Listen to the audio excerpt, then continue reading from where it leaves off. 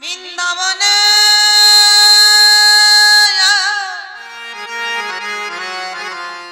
পাতে পাতে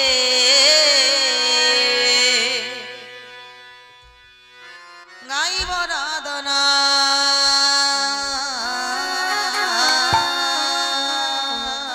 আমি বৃন্দাবনে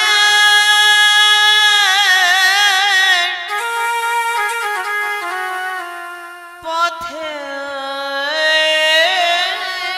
পথে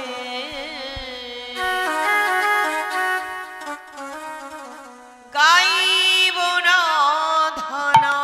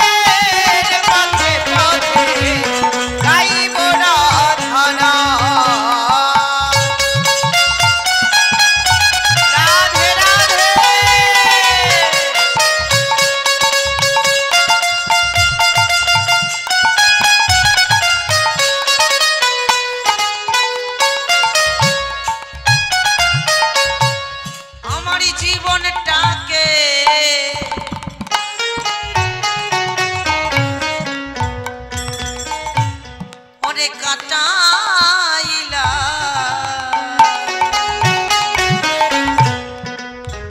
রাধে নানান কাজের মাঝে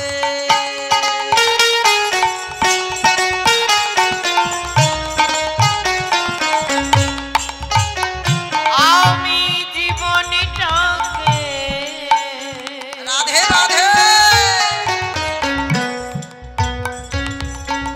কাটিয়ে দিলাম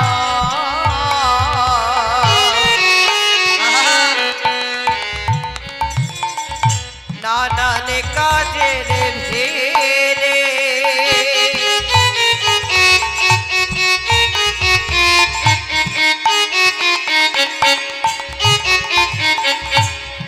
জীবনটাকে রাধে রাধে কাটাইলা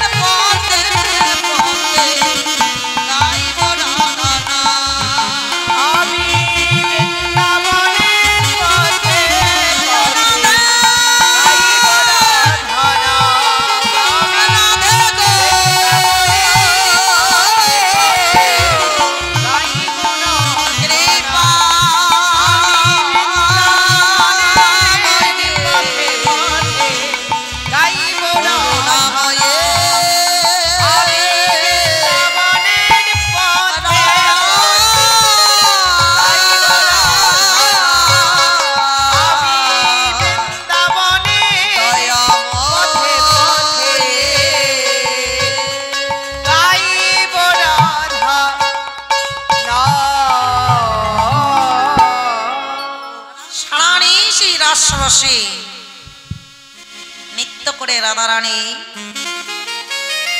প্রাণবল্লভের সঙ্গে আজ ঘুমিয়ে আছে। অন্তরঙ্গ সখীরা ওই শয়ন মন্দিরের গহ্বর দিয়ে দর্শন করছে। এমন সময় হরি বই মুখে মুখে আজ হরি কথা শুনবে বলে শ্যামলা বিমলা বলা মঙ্গলা চারজনা সখী এসেছে প্রভাত কালে।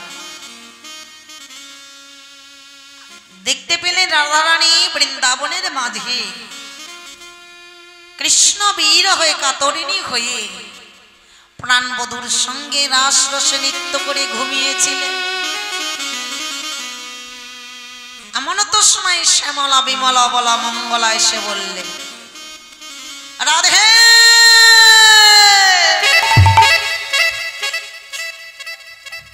ওগো রাধে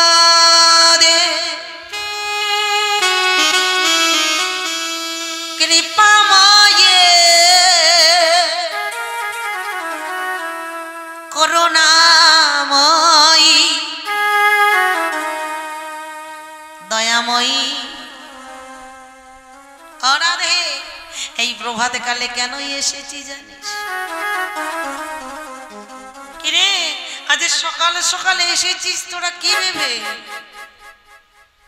শ্যামলা বিমলা বললেন, রাধে আজ তোর মুখে হরি কথা কৃষ্ণ কথা শুনবো বলে। শুনবো বলে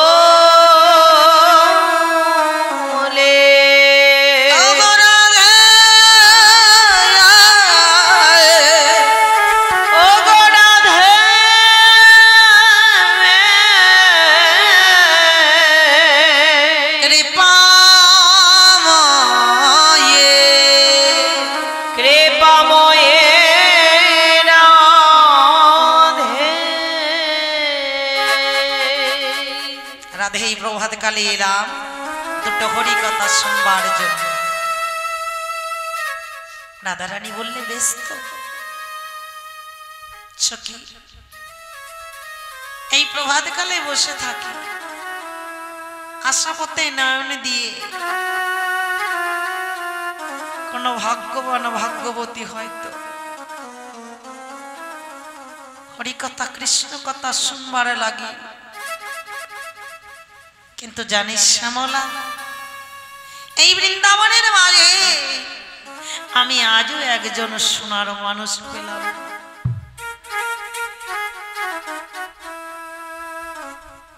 রাধারানী সুন্দরভাবে সখীদের যত্ন করে কণ্ঠটি জড়িয়ে ধরে বলছে, তোদের কাছে আমি আজ বলবো।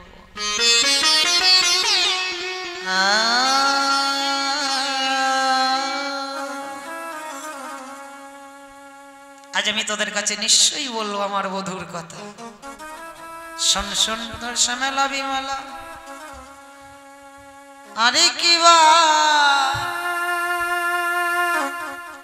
শ্যামলা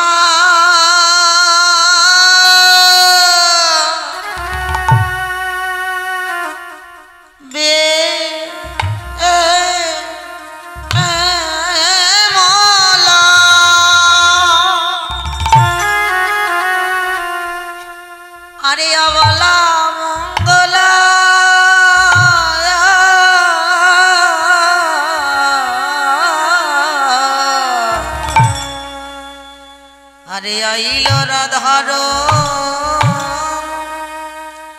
পাশে ও পাশে রে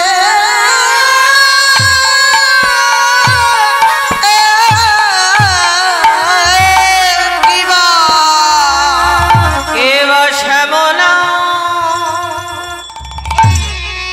আয়া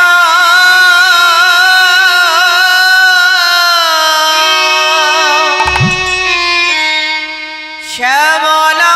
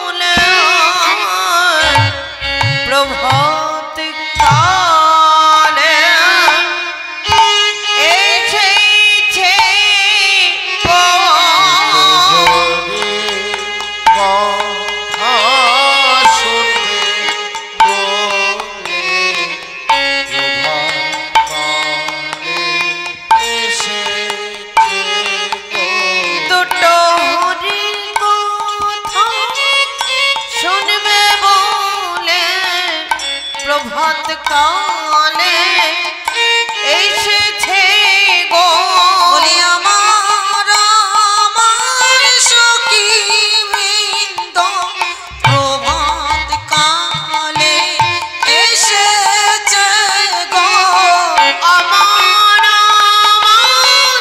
সখী বৃন্দ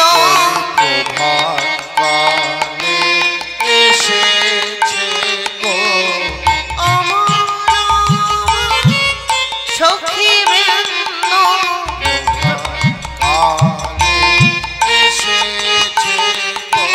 হরি কথা শুনবার লাগি প্রভাত কালে এসেছে গো হরি কথা শুনবার লাগি প্রভাত কালে এসেছে গো হরি কথা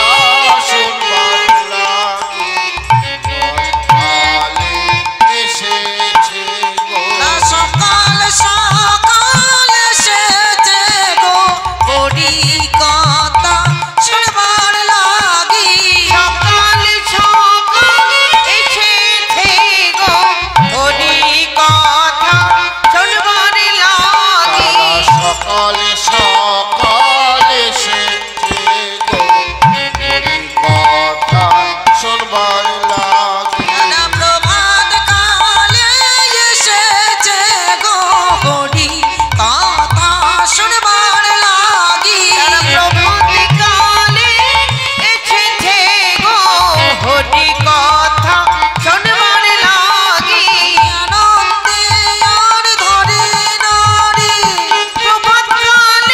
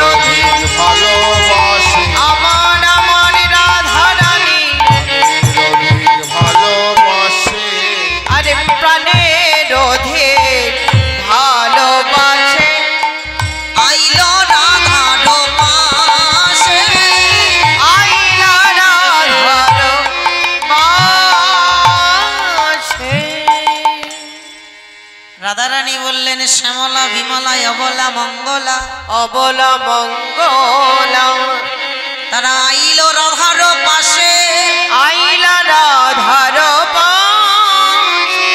যদি স্বতন্ত্রী তথাপি রাধারে পরাণের রদিকে ভালোবাসে।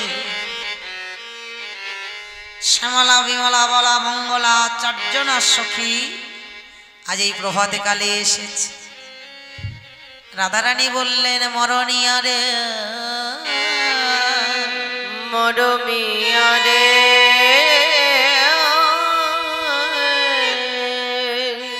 কত আশা করে বসে থাকি, বসে থাকি এই না বৃন্দাবনের মাঝে, বৃন্দাবনের মাঝে। কিন্তু একজন আমি সোনার মানুষ পেলাম না। আমি সোনা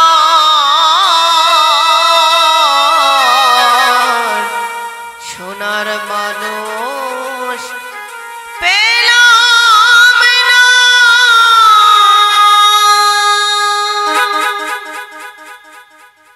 নিশি প্রভাত হয়ে গেছে মা, অতিরিক্ত যদি কোনো কিছু সেবা বেশি হয়ে যায় দেখবে দেহর মধ্যে অস্বস্তি বদল হয়, উদ্গার হয়। একটা রসগোল্লা যদি একটার থেকে 5টা সেবা করা হয়, যাদের অভ্যাস নেই দেখবে বাবা গায়ের মধ্যে উদ্গার হচ্ছে, মানে বমি হয়ে গেলে ভালো হয়। তা গোবিন্দর রস আস্বাদন করেছে প্রেমময়ী রাধারানী, যতক্ষণ না বলতে পারছে ততক্ষণ অঙ্গের মধ্যে উদ্গার হচ্ছে। তাই মহাজন লীলার এক পাশে দাঁড়িয়ে বললেন রসোদ্গার, রসের উদ্গার। এই জগৎ সংসার মাঝে ভালোবাসা বাবা অনেক প্রকারে, এই জগৎ সংসারের ভালোবাসা অনেক প্রকারে।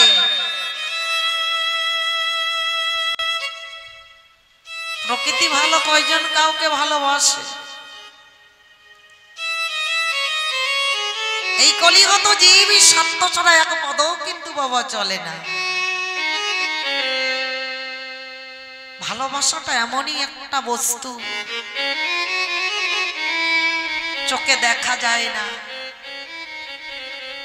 দিব্য শক্তি জ্ঞান দিয়ে তাকে অর্জন করতে হয় যদি সদ্গুরু চরণ ভাগ্যে মিলে। হরি হরি বল, হরি বল। ওই অপ্রাকৃত জগৎ সংসারের ভালোবাসা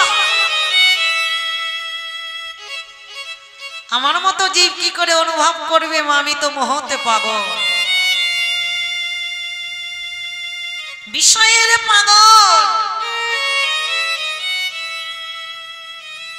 অপ্রাকৃত ভালোবাসা যদি কেউ অনুভব করতে চায় তাহলে তার যাহা কিছু আছে সব কিছু সঁপে দিতে হবে আমার রাধা রমণের চরণে। তাই গৌর হরি বল, হরি বল, হরি বল।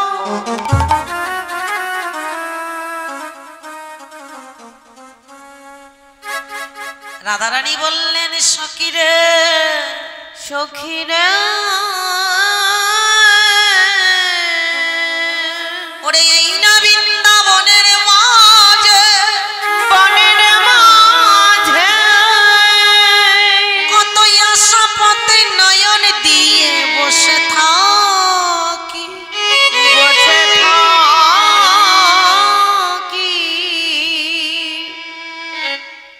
কিন্তু দিন চলে যায়, আমি একজন প্রকৃতি সোনার মানুষ পেলাম।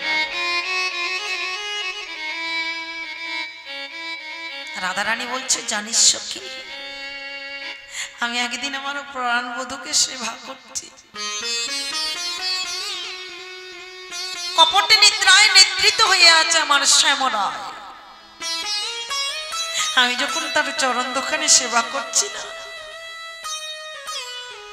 কখনই যে আমার দুবিন্দু জল আমার প্রাণ বল্লভের চরণে পড়ল। আমার গোবিন্দ যেই আমার নয়ন হতে জল পড়ল, আর অমনি অমনি আমার গিরিধারী চমকে উঠলে নাকি।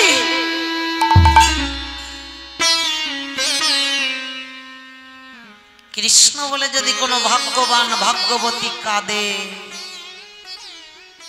সেই নয়নের জল হয় শিলার মতো তরল। আর এই প্রাকৃত জগৎ সংসার মাঝে যদি আমার আমার কামনা বাসনায় লুপ্ত হয়ে কাঁদে, সেই নয়নের জল হয় গরন্ত ফুটন্ত জলের মতো। নিতাই গৌর হরি বল, হরি হরি বল, হরি বল। গোবিন্দ চিন্তা ভাবনায় যে কাঁদে, সেই জল দেখবে বাবা নয়নের কোনা দিয়ে পড়বে। আর এই প্রকৃত জগৎ সংসারের ভাবনায় যদি কেহ ভাগ্যবান ভাগ্যবতী কাঁদে, সেই জলটা নয়নের সোজা হয়ে পড়বে। তার রাধারানী যখন গোবিন্দর চরণ সেবা করতে করতে কাঁদছে না বাবা,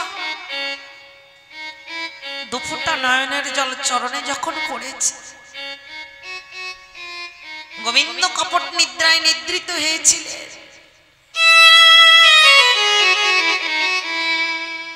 ভগবান আমার বললে, রাধে তুমি কাঁদছো, তুমি কাঁদছো আমার চরণ সেবা করে। না না বধূ, কখন যে আমার নয়নে হতে এক বিন্দু জল তোমার চরণে পড়েছে আমি বুঝতে পারিনি। আমার অভিমানে নয়, আজ আমি তোমাকে অনেক কাছে পেয়েছি, তার জন্য আমার আনন্দে নয়নে এসেছে জল। বধূ, তুমি নাকি বিশ্ব সংসারের মালিক, সবই বোঝো, তুমি একবার আমার কথাটা অনুভব করলে না, বুঝলে না আমি রাধে কি চাই। গোবিন্দ বললে, বলো রাধে তুমি কি চাও। সখীদের কাছে বলছে, শ্যামলা বললেন, রাধে তারপরে কি হলো? তারপরে কি হলো জানিস রাধে? আমি গোবিন্দর চরণ দুখানি জড়িয়ে ধরে বললাম, বধূ হে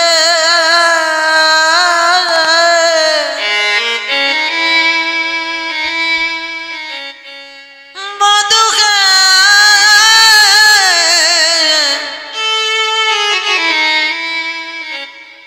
কি আর বলিব আমি গো, বধূ কি আর বলিব আমি, কি আর বলিব বধূ আমি হে, কি আর বলিব আমি, কি আর বলিব আমি গো, বধূ কি আর বলিব আমি, কি আর বলিব আমি গো, বধূ কি আর বলিব আমি, আমার জীবনে মরণে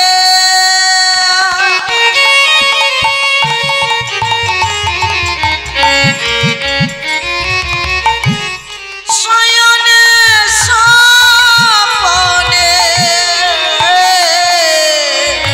আমার জীবনে মরণে, রাধে রাধে শয়নে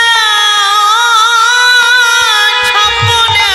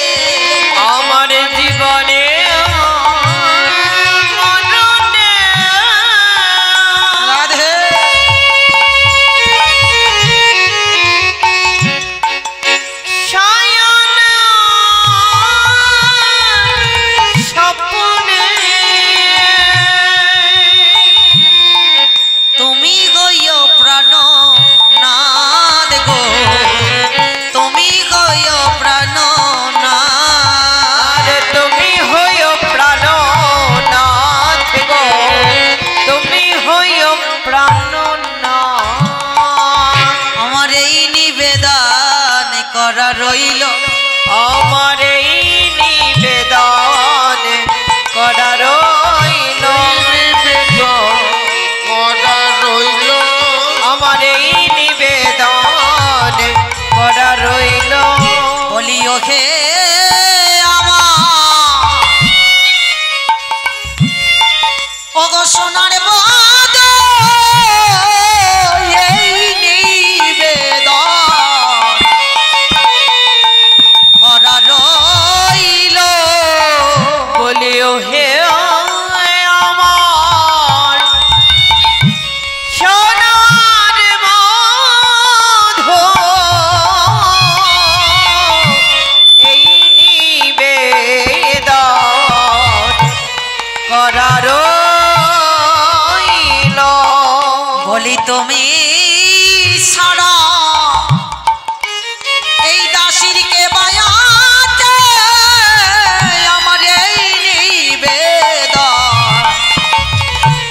করা রইল বলি তুমি ছাড়া এ দাসী রাধে আর কে বায়াছে এই নিবেদন করা রইল বলিও হে আমার ওরে সোনার বাধ আমার এই নিবেদন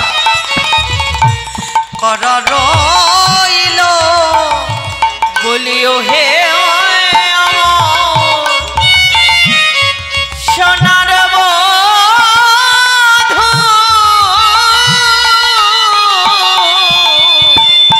এই নিবেদন করা রইল